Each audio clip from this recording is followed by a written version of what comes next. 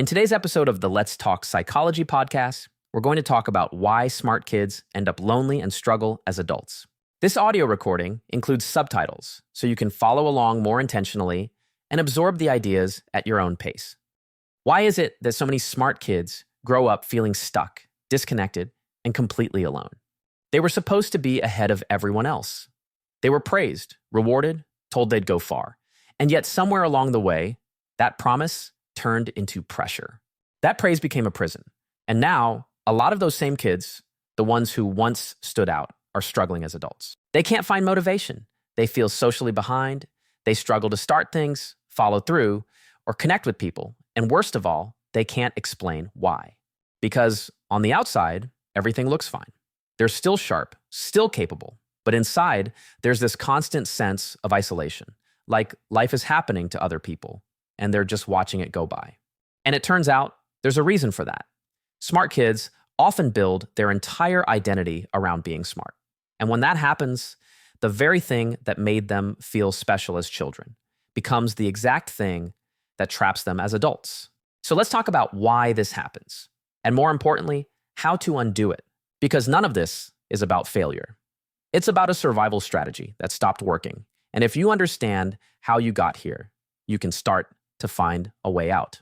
So when we're young, our identity tends to be simple. Kids latch onto one or two traits and build their sense of self around them. For example, a kid might base his identity as a person who likes Pokemon or chicken nuggets. It's all very one-dimensional, but that's normal. That's how identity starts. It's straightforward and it's based on interests or labels. And one of the most powerful labels a child can receive is, "You're smart." That phrase sticks. It gets reinforced by teachers, parents, classmates. It becomes a core part of how you see yourself. And for a while, it feels amazing. Being smart as a kid gives you praise, attention, and you basically live life on easy mode. You don't need to study as hard as everyone else. You pick things up quickly, and you stand out compared to the other kids. But here's the hidden cost. When you get praised for being smart, what people are usually praising is not hard work. It's effortless success. You were praised when you solved the problem quickly, when you got an A without trying, when you understood something the first time. And over time, you start to internalize a very dangerous idea. If I'm smart, things should be easy for me. And that belief will quietly sabotage everything once you grow older. Because the moment something isn't easy, when you struggle, when you fail, when you don't understand something right away, it doesn't feel like a normal challenge. It feels like a threat to your identity because you tell yourself, if I'm supposed to be smart, then why am I struggling? So instead of leaning into difficulty, you start avoiding it. You don't raise your hand unless you're sure. You don't play games unless you know you'll win. You don't pursue things you could love because they might expose you as someone who maybe isn't so smart. And slowly, your life starts to narrow. You only do what you're already good at. You stick to familiar territory. You protect your image and your identity of the perfect smart kid instead of trying new things. And that's the trap. Because while everyone else is out there experimenting, trying, failing, developing, you're locked inside a shrinking comfort zone.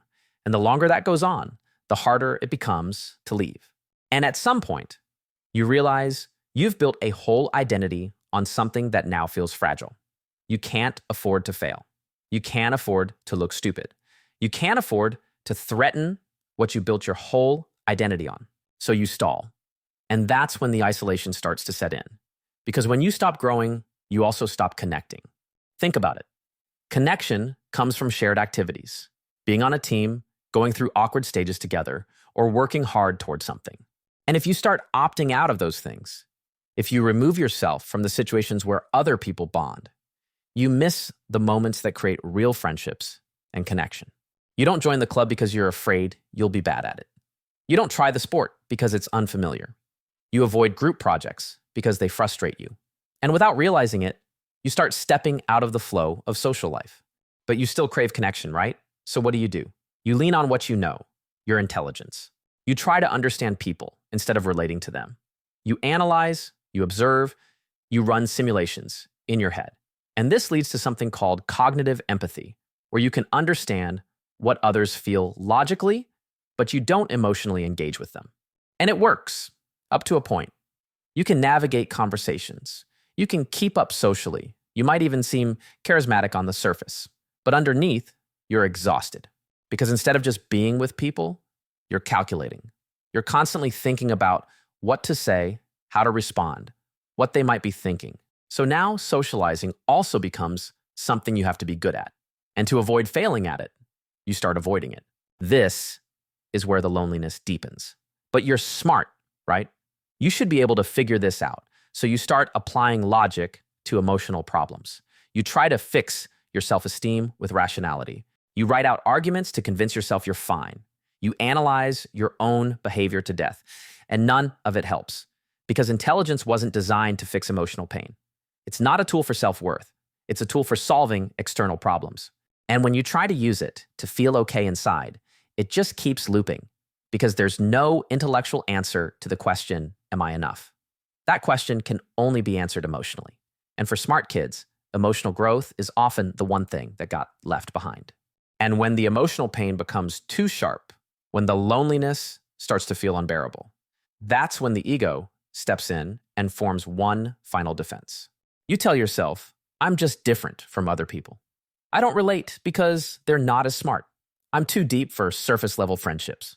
And now, instead of admitting that you're lonely, you convince yourself that you're above everyone else. Not because you actually believe it, but because it hurts less than admitting you feel left out. This is what we call defensive arrogance. And it's one of the most isolating patterns you can fall into. It creates a wall between you and everyone else. And even when you want connection, the wall doesn't let you reach for it because connection requires humility. It requires presence. It requires being seen and vulnerable. So how do we fix this? The first step, and this is non-negotiable, is that you have to stop identifying as the smart kid. You have to let that identity go. Not because being intelligent is bad, but because basing your self-worth on it is toxic. When your value is tied to how easily you succeed, you will do everything in your power to avoid effort, avoid failure, and avoid situations that might prove you're not exceptional. You'll sabotage progress just to protect the illusion. And eventually, that illusion will collapse. So the fix is to build a new identity, not around being smart, but around being willing to grow. You stop asking, what will make me look intelligent? And you start asking, what will help me move forward? You stop protecting your pride and start embracing discomfort. You let yourself try things and be bad at them. You start showing up not to win, but to participate. And yeah, it's awkward. It's uncomfortable. It feels like a step backward, but it's not, because it's the first real step toward becoming whole. The old identity told you that your value came from being special. The new one reminds you that your value comes from being human. And being human means you're allowed to be uncertain. You're allowed to grow slowly. You're allowed to feel lost. You're allowed to not know what the hell you're doing half the time. But the only way forward is to take action anyway. Not perfect action, not clever action, just honest, imperfect, human steps forward. So, if you're someone who feels stuck or numb or chronically disconnected, if you've spent your whole life trying to be the smartest person in the room and now you don't know how to be anything else, this is where you begin. You let go of the story. You stop trying to be impressive. You start trying to be real. Because you don't need to be the smartest person in the room to belong in it. You just need to be someone who's willing to show up, even when it's hard, even when it's messy, even when it's unfamiliar. And if you can do that, if you can stop clinging to the version of yourself that needs to be above it all, you'll start to feel something you haven't felt in a long time. Connection. Not because you earned it, not because you deserved it, but because you were finally willing to step down from the pedestal and into the world where the rest of the people live. And it turns out that world isn't so bad.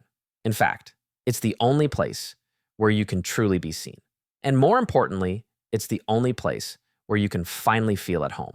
So if any part of this resonated with you, if you recognize yourself in these patterns or felt something click that you haven't quite been able to put into words before, leave a comment and let me know what stood out.